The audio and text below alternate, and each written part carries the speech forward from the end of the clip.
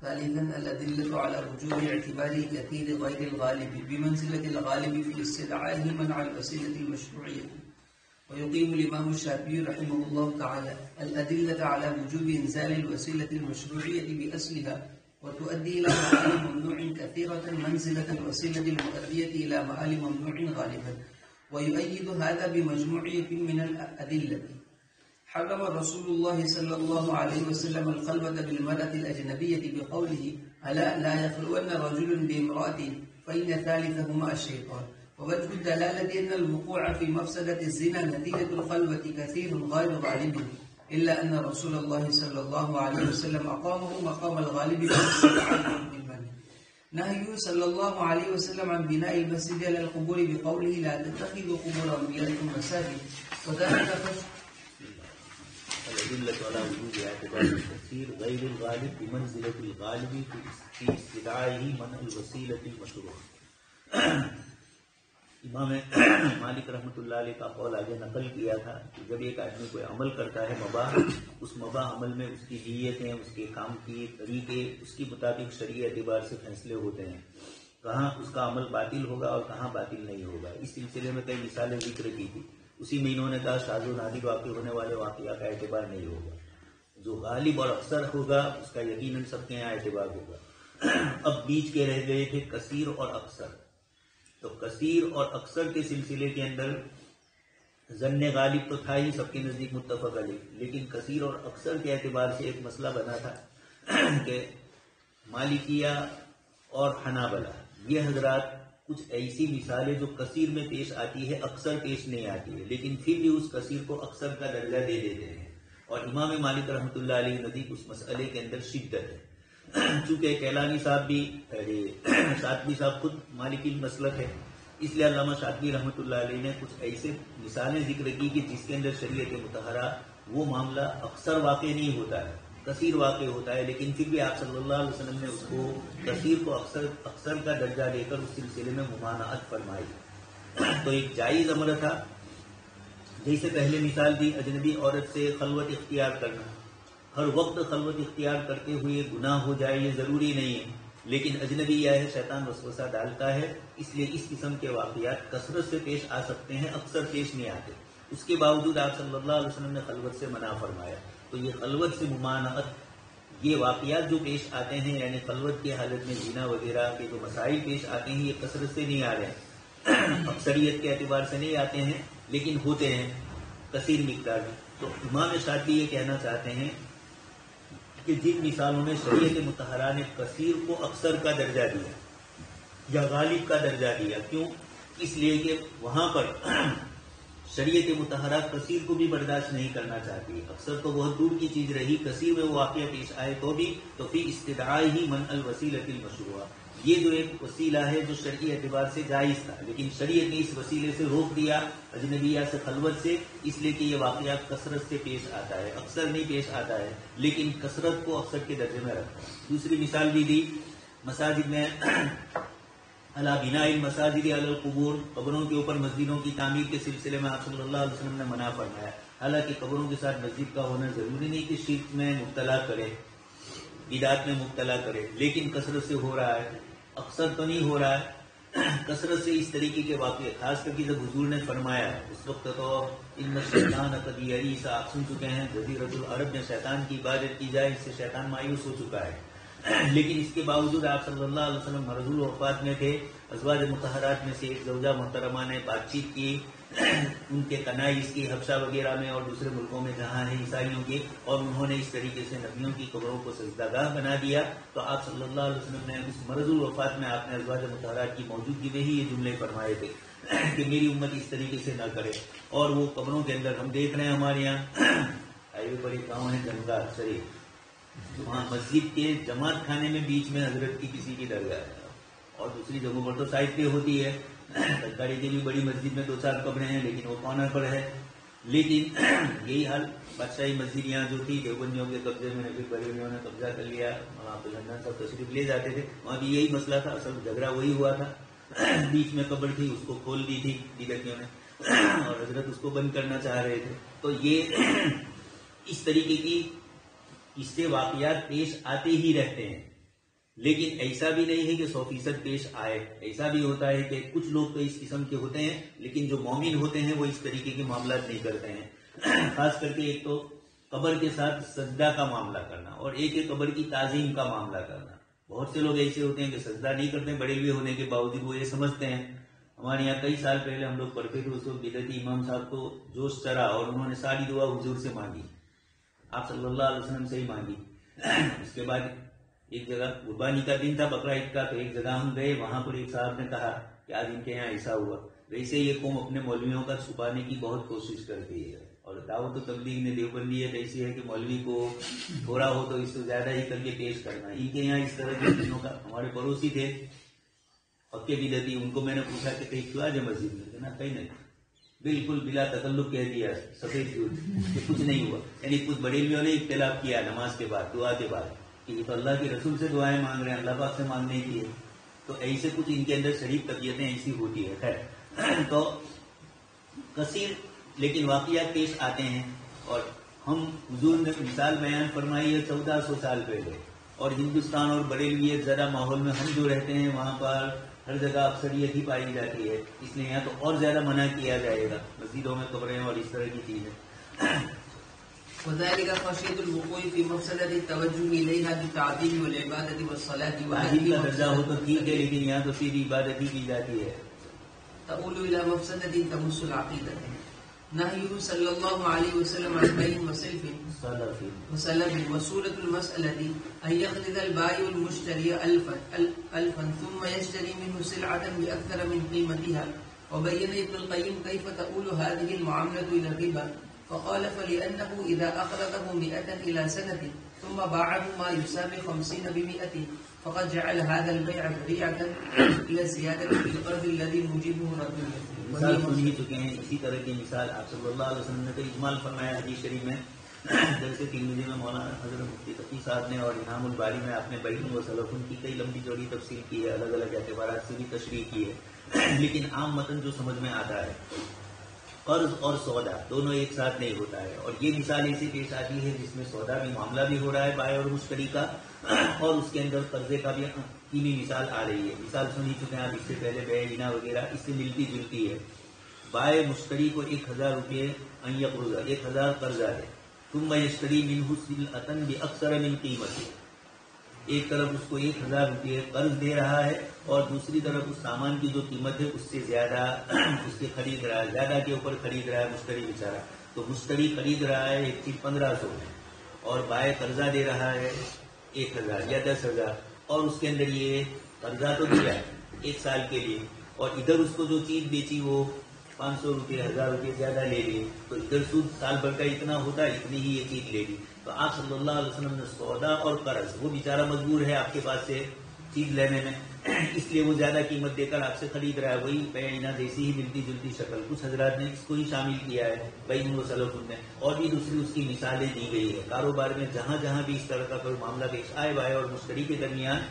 یہ جائز نہیں ہے. اب یہ ضروری نہیں کہ ہر جگہ پر جب کوئی آدمی کسی سے قرض لے تو سامنے والا اس کو کوئی چیز یہی کہے کہ میرے پاس سے خریدو. کبھی قرض ایسے ہی دے دیتے ہیں، عام متن دیتے ہیں، جو تعلقات اور سلوک ہوتے ہیں ایک دوسرے کے ساتھ، اس بنیاد کے اوپر لوگ عام متن قرض ایسے ہی دیتے ہیں. یہ نہیں کہتے کہ قرض تو دے رہا ہوں لیکن میرے پاس سے چیز اصل قیمت سے زیادہ میں خریدو. لیکن بینکیں کر رہی ہے ایسا، اور اسلامی بینکیں کر رہی ہے. سود سے بچنے کے بجائے اب دوسری شکل اختیار کر لی کہ سود سے تو بچ گئے، سیدھا سود نہیں لیا، لیکن یہ کہا کہ یہ چیز ہم سے خرید لو، اور پھر اتنے میں اس کو بیچ لی بیچارے کو. تو حدیث شریف میں جن چیزوں سے روکا عام متن وہ سود تک پہنچانے کا ذریعہ نہیں بنتی ہے، لیکن کثیر ہے، ہوتا ہی رہتا ہے اس طریقے سے، ناجائز فائدے اٹھاتے ہی ہیں. کوئی بیچارہ کسی سے قرضہ لے یا کچھ پیسے دیے زکات کے دیتے ہیں اور اس پر احسان جتلایا جا رہا ہے، رات کی اس طرح کی شکلیں بن رہی ہے، تو قرض دینے میں تو اور بدرجہ اولا احسان جتلائے گا. ایک آدمی کو قرض دے اور پھر اسی سے دعوت کھائے، ایسا بھی لوگوں نے کیا ہے. خیر، تو یہ بیع و سلف، آپ صلی اللہ علیہ وسلم نے جس چیز سے منع کیا، یہ اکثر یہ واقعات پیش نہیں آتے ہیں کہ قرض دینے والا ساتھ میں اس طریقے کا معاملہ بھی کرے اس کے ساتھ. نہی صلی اللہ علیہ وسلم ان تقدم صیام شہر رمضان ابن قیم یہ فرماتے ہیں کہ نہیں، یہ مقصد اکثر ہے، اور ہمارے یہاں بھی دیکھنا ہے آج کل کثرت سے بیوات میں اس طرح کی چیزیں پائی ہی جاتی ہے، لیکن جو حضرات پہلے سے رکھ رکھاؤ رکھتے ہیں اور جو سلیقہ بندی کے ساتھ کام کرتے ہیں وہ کسی کو قرض دینے کے بعد اس سے اس طرح کی چیزیں نہیں کرتے ہیں. اسی لیے علماء نے لکھا کہ کسی کو زکات دو تو اس کو قیمت کہو کہ دعا کرنا ہمارے لیے. ان کو خود دعا کرنی ہے، خود من اموالہم صدقۃ تطہرہم وتزکیہم بہا وصلی علیہم. صلی کا معنی ان کے لیے دعا ہی کرنا ہے، نماز نہیں پڑھنی ہے. ان صلاتک سکن لہم، نبی کی دعا ان کے لیے باعث سے سکونت ہوتی ہے. یہ نبی کو فرمایا، لیکن مناسب نہیں ہے کہ آپ خود اس کے وہ بیچارہ آپ کو جزاک اللہ کہے اور یہ کہے وہ کہے، اس قسم کی چیزیں، یا آپ اس کو کہو کہ دعا کرنا. تو دعا کے اور بھی مواقع ہے، کرنے کی گنجائش ہے، کہنے کا جواز ہے، لیکن اس طریقے سے بھی کسی کو زیر احسان نہ لایا جائے. نهيه صلى الله عليه وسلم من تقدم صيام شهر رمضان بيوم أو يومين. وقد بين ابن حجر كيف يقول تقدم الصيام على رمضان بيوم أو يومين إلى مآل ممنوع، فقال لأن الحكم علق بالرؤية، ومن تقدمه بيوم أو يومين فقد حاول الطعن في ذلك الحكم. اوپر والی مثال میں ابن قیم رحمۃ اللہ علیہ یہی فرماتے کہ یہ معاملہ سود تک پہنچانے کا ذریعہ بنتا ہے، اس لیے کہ اس نے بیچارے نے 1 سال کے لیے قرضہ اس سے لیا اور اس نے دیا، اور پھر ما یساوی 50 ب100، ایک چیز ہے اس کی قیمت 100 کی ہے، 50 کی ہے، اور آپ 100 میں اس کو بیچ رہے ہیں. اس طریقے سے 50 درہم اس کے پاس سے لے رہے ہیں، تو آپ کی یہ بے ذریعہ بنی اس قرض کے اوپر کل قرض جر نفعہ، یہ سبب بن رہا ہے کہ آپ اس سے زیادہ میں چیز بیچ رہے ہیں قرض کی بنیاد پر. اسی طرح آپ صلی اللہ علیہ وسلم کا رمضان سے 1-2 دن پہلے روزہ رکھنے سے منع فرمانا، آپ سن چکے ہیں سب یوم الشک وغیرہ کی بحث ہے.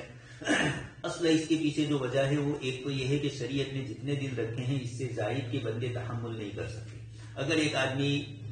ایک تو ہم جیسے لوگ نفل روزے جو ادا ہی نہ کر سکے ہوں، یعنی بھوک پیاس وغیرہ برداشت نہ کر سکنے والے، اور کچھ ہے اللہ کے بندے سال بھر روزے رکھتے ہی رہتے ہیں اور ان کو کوئی تکلیف اور زارہ پن بھی کم نہیں ہوتا. ایسے بھی کچھ ہے جو ڈائٹ کرتے ہیں لیکن کوئی فرق پڑتا.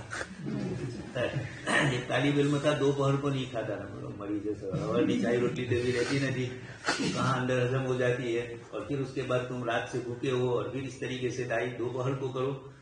طالب علموں کو تو شام کو بھی نہیں کرنا چاہیے، وہ وغیرہ کھاتے ہی رہتے تھے تھوڑا تھوڑا، اور بھوکے بھی ویسے ہی رہتے تھے، بے ہوش ہو جاتے تھے، وہ بھی اپنی جگہ پر ہے. شیخ سعدی نے لکھا ہے کہ ایک جارے اور پتلے کو جیل میں ڈالا، پتلا زندہ رہا، نظارہ انتقال کر گیا. گلستان میں ایک قصہ، اس لیے کہ اس کو عادت تھی، حالانکہ عامتاً تو ہونا چاہیے کہ اس کی چربی ساتھ دے اس کو، لیکن نہیں دے سکی، اس لیے کہ عادت نہیں تھی. تو یہاں صلی اللہ علیہ وسلم نے جو 1-2 دن سے منع فرمایا، اسلامی شریعت نے 11 مہینے کھانے پینے کے اور 1 مہینہ ہی روزے کے لیے رکھا ہے. انسانی صحت کے لیے یہی، کچھ لوگ کہتے ہیں کہ 2 مہینے کا ہوتا تو کتنا اچھا، تو کھانے کے لیے 2 مہینے کا. وہ تو مولانا یونس صاحب رحمۃ اللہ علیہ تھے، مہاراشٹر کے امیر صاحب، وہ کہتے تھے کہ ایک ہندو نے مجھے کہا کہ آپ لوگ تو یہ کہتے ہو کہ رمضان میں روزے رکھتے ہیں، بمبئی کے بازار تو پوری رات، اب تو بمبئی کیا تنگاڑیا کے بازار بھی کھلے رہتے ہیں. تو پہلے یہ تھا بمبئی سورت شہر میں، اب تو سب جگہ پر اس طرح ہو گئے. رمضان جاگنے اور ناچنے کودنے ہی کے لیے ہے، تراویح پڑھے یا نہ پڑھے، لیکن یہ اس طرح کی چیزیں. تو حضرت نے یہی فرمایا کہ رمضان میں مومن کا رزق بڑھایا جاتا ہے.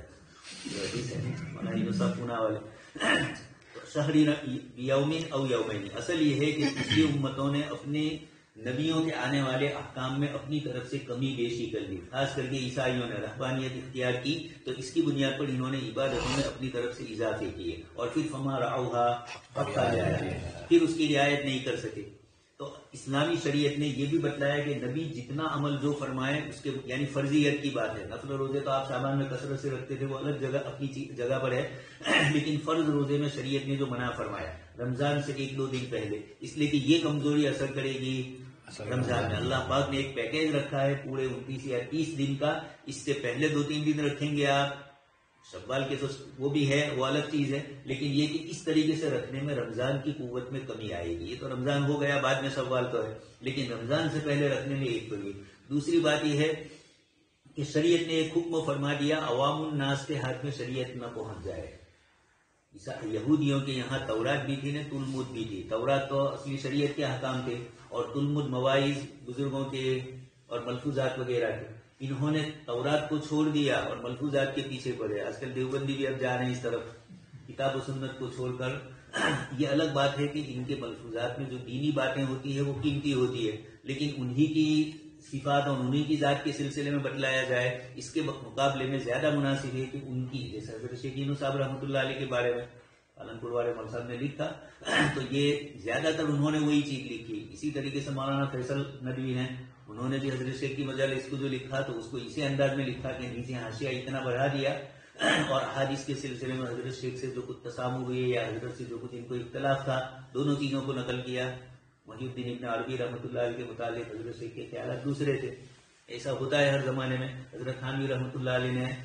ان الحق والے منصور حلاج کے سلسلے میں پورا رسالہ لکھ دیا، اور علامہ سید سلیمان ندوی رحمۃ اللہ علیہ اور مولانا مناظر حسن گیلانی کہتے ہیں کہ یہ یوگ پن میں آ رہا تھا، ہندوؤں کے ساتھ اس کے تعلقات تھے منصور حلاج کے، اس لیے کہ جو انہوں نے الفاظ ذکر کیے ہیں ان الحق، ہر جگہ ان کو جو حق حق ہی نظر آیا تھا. ہندو بھی یہی کہتے ہیں ہر کر میں بھگوان ہے نہ ہر رن میں بھی ہے، ان کے یہاں بھی یہی اس طرح کی تصورات ہیں. یہ کوئی جس کو جیسی معلومات پہنچی اس کے مطابق انہوں نے لکھا. اب کسی پر غلبہ ہوتا ہے تو حضرت شیخ ابن عربی کے متعلق انہوں نے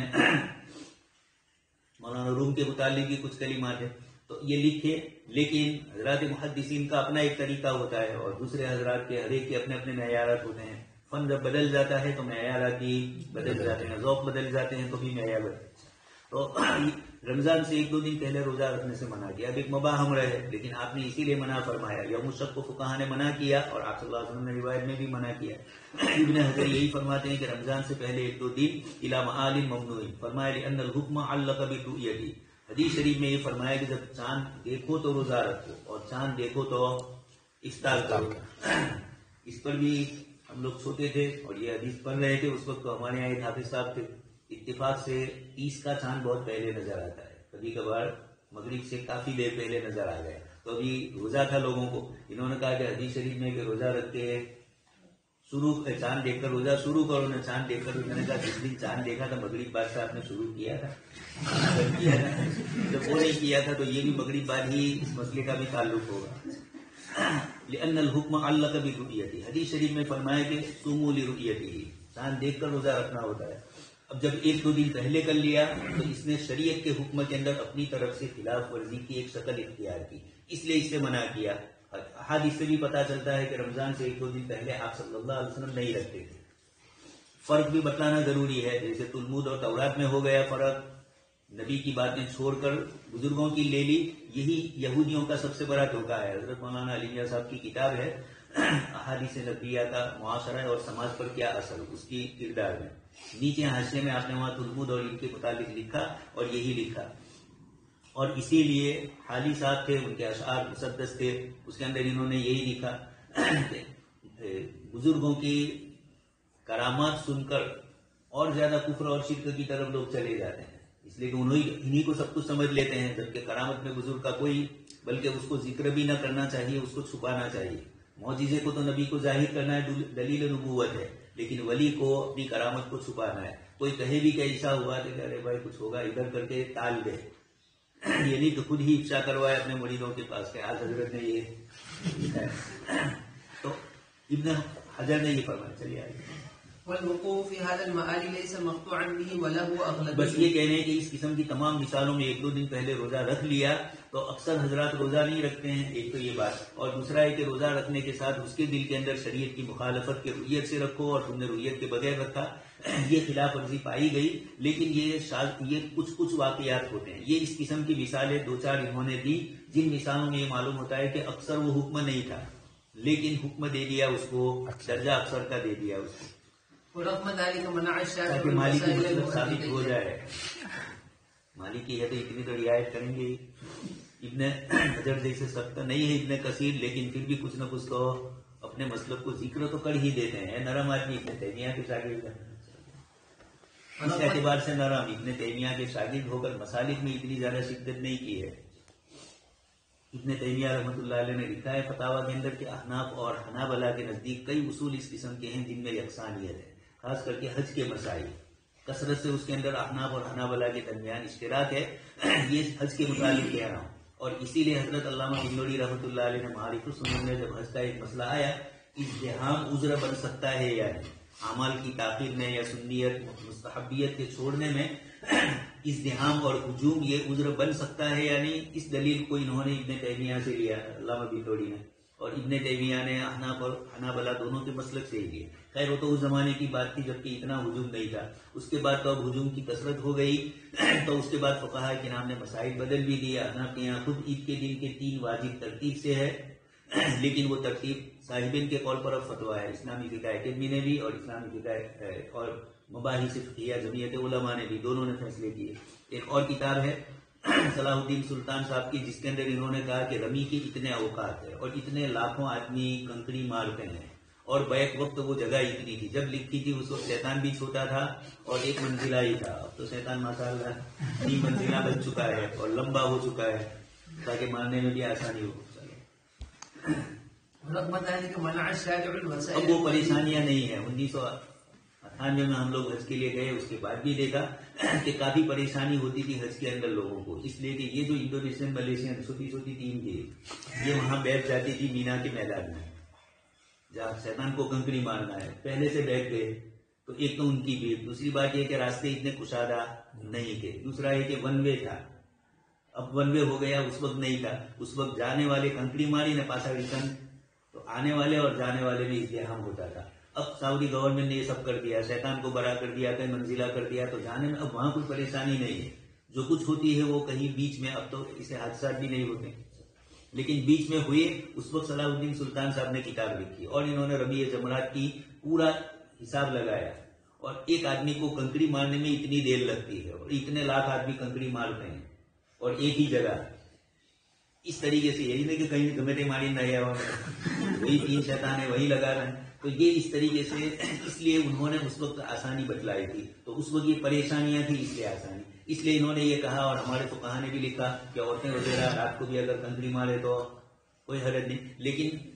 جوان آدمی اکیلا ہے تو اب تو پریشانی اتنی نہیں ہوتی ہے، سنت اوقات میں مارنے میں بھی اب اتنی پریشانی نہیں ہے، البتہ فیملی کے ساتھ ہے اور بھی دوسرے بڑے بوڑھے ہیں تو تھوڑی رعایت کی جائے گی۔ ورغم ذلك منع الشارع الوسائل المؤدية إليه مما يرشده یہ کہہ رہے ہیں کہ ان تمام مثالوں کے اندر ہمارے قاعدے کے مطابق کثرت سے واقعات پائے جاتے ہیں، اکثر نہیں پائے جاتے، پھر بھی شریعت نے یہاں روکا۔ وهذه الشواهد یہ وغير مفسد کثیرہ کو مفسد غالبہ کے درجے میں اتار دیا۔ وهذه الشواهد وغيرها تعكس الدور الوقائي الذي تستلم به هذه القاعدة من حيث منع كل الوسائل المؤدية إلى مآل ممنوع وإنزال المفسدة الكثيرة مقام الغالبة، وهي دلالة على إحكام حس أي وسيلة تؤدي إلى مفسدة في المآل تغلب أصل المصلحة التي شرع الفعل من أجلها، ولا يلتفت إلى القصد بالباعث الذي حفظ المكلف على إنشاء ذاك التصرف۔ بس یہاں نتائج کو دیکھا جائے گا، اس کے مقاصد کو نہیں دیکھا جائے گا، یعنی اس کی کیا نیت ہے مکلف کی، اس کو نہیں دیکھا جائے گا، اس کے ذریعے نتیجے میں جو چیز غلط ثابت ہوتی ہے اور نتیجے میں جو چیز غلط ہوتی ہے اس کو ذکر کرنا مقصود ہے۔ اس لیے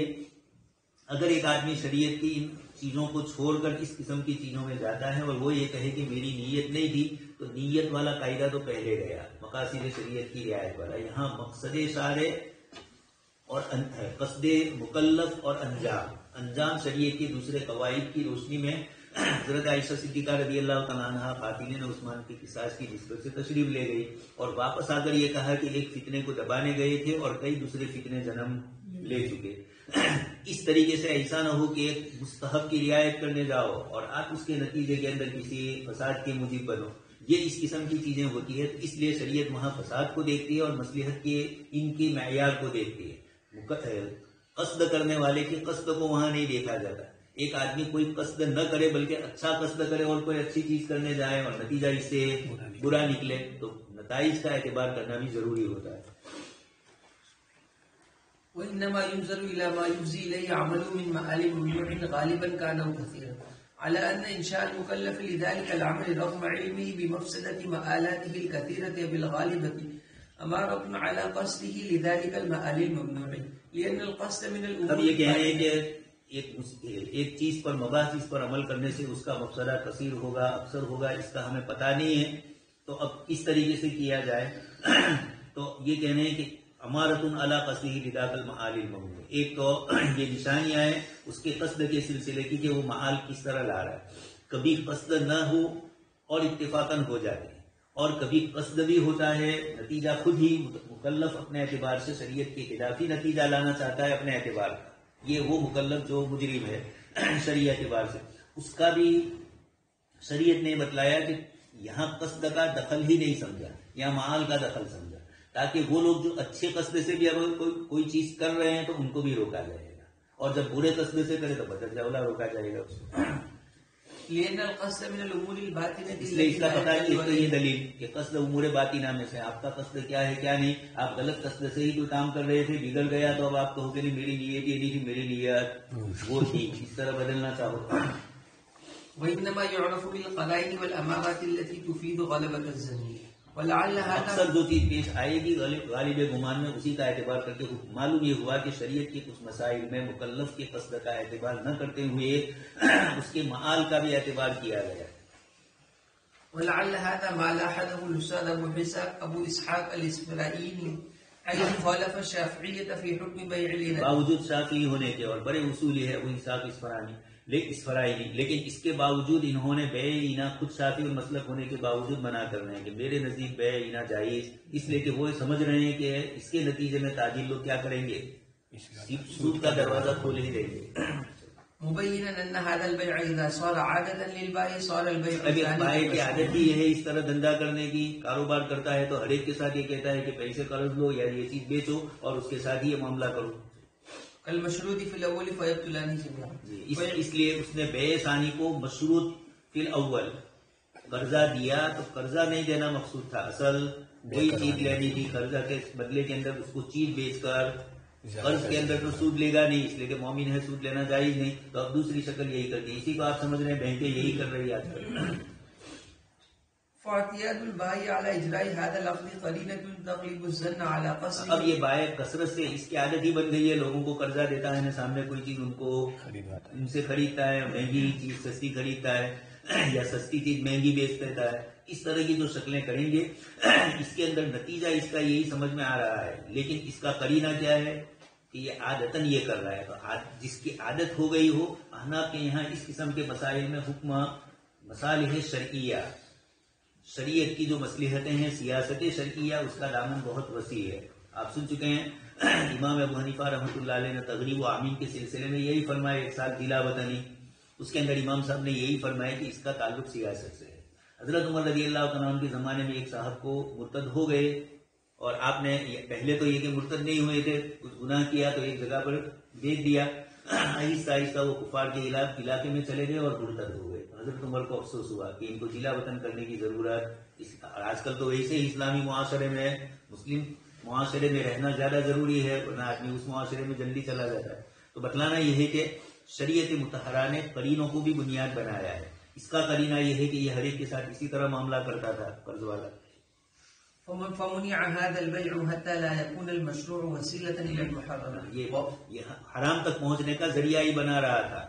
کہ میں اس کو قرض دے رہا ہوں اور اصل مقصد اس کا سود ہی وصول کرنا ہے. وما أباح الله تعالى لا يكون وسيلة إلى ما حرم. اس لیے شریعت نے جن چیزوں کو ظاہری نظر میں جائز کہا ہے وہ حرام کا ذریعہ اگر بنے گی تو اس کو بھی روکا جائے گا. یہ قاعدے کی اوپر دلیل بتلا رہا ہے. وإلا لوقع التناقض في الشريعة. نخلص من ذلك كله إلى أن المذنة تنزل منزلة المكنة، وعدم الاطلاع على القصد لا يمنع من الاحتكام إلى القرائن الخارجية كغلبة المفسدة المتوقعة من ذاك الفعل أو كثرتها عملا بالحيلة وحسما لوسائل الفساد بقدر الإمكان وإحكاما لمغالق. خلاصہ بتلا دیا کہ مذنہ کو بھی کبھی کبھار حقیقت کے درجے میں اتار دیا جاتا ہے. جو چیز کثرت سے واقع ہوتی ہو اس کو اکثر کے درجے میں لگا کر اس کے عدم جواز کا حکم فقہا لگا سکتے ہیں. چاہے وہ چیز ظاہر میں مباح تھی لیکن لوگوں نے اس کے جو استعمالات کیے اس کی بنیاد کے اوپر فقہا نے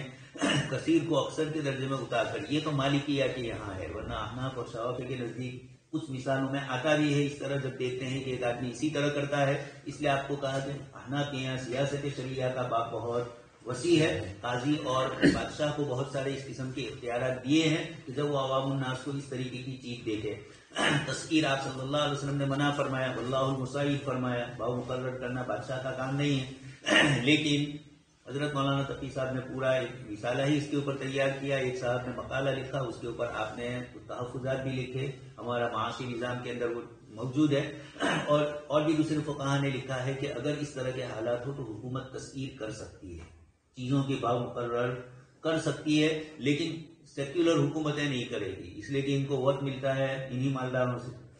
اس لیے ان مالداروں کو 1 روپیہ اندرا گاندھی گجرات میں یہی کرتی تھی، تیل عمومی طور پر سینتل کا کھیاول میں ہوتا ہے تو ان کے ساتھ ملی ہوئی ہوتی تھی، اور ان کو الیکشن کے دنوں میں ان سے لمبی رقم لے لیتی تھی اور کہہ دیتی تھی کہ 1 روپیہ چرا دو 1 کلو پر، اب ہزاروں کلو لوگ تیل کھائیں گے تو 1 روپیہ، ابھی جیسے پیٹرول نے ڈیزل کے بھاؤ ہو رہے ہیں، یہ اسی طرح کی یہ اسلامی حکومتوں کے مسائل ہے۔ آپ کہو کہ اب تو نہیں ہوتا ہے تو سیکولر حکومتیں کرے گی بھی نہیں، انہوں نے رکھا ہے اس طرح کا نظام کہ اس طریقے سے ان کے سرمایہ داروں کے تابع ہی ان کو رہنا ہے، لیکن اسلامی شریعت ہوگی تو وہاں یہ چیز نہیں ہوگی، تو وہاں اگر اس طرح کے واقعات پیش آئے تو ایسے موقع پر حکومت بھی اس قسم کی چیزوں پر کنٹرول کروا سکتی ہے، تو کثیر کو اکثر کا درجہ دیا جانا عام احوال کے اندر کبھی کبھار نقصان بھی کرتا ہے۔ مالکیہ چاہے اس دلیل کو پیش کر رہے ہیں، فقہاء احناف اور فقہاء شوافع نے بھی ان چیزوں کو پسند نہیں فرمایا جن میں آپ نے منع فرمایا، لیکن اتفاقی طور پر اس طرح کی مباحث چیز سے کچھ ہو گیا،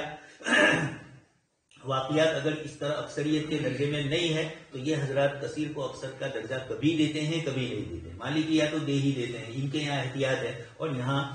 عوام کا اعتبار کرتے ہوئے، لوگوں کا مکلف کا اعتبار کرتے ہوئے ان علماء نے یہ فرمایا۔ کتابوں کا امتحان ہوگا، ایک پہلی پڑھائی ہے اور ایک یہ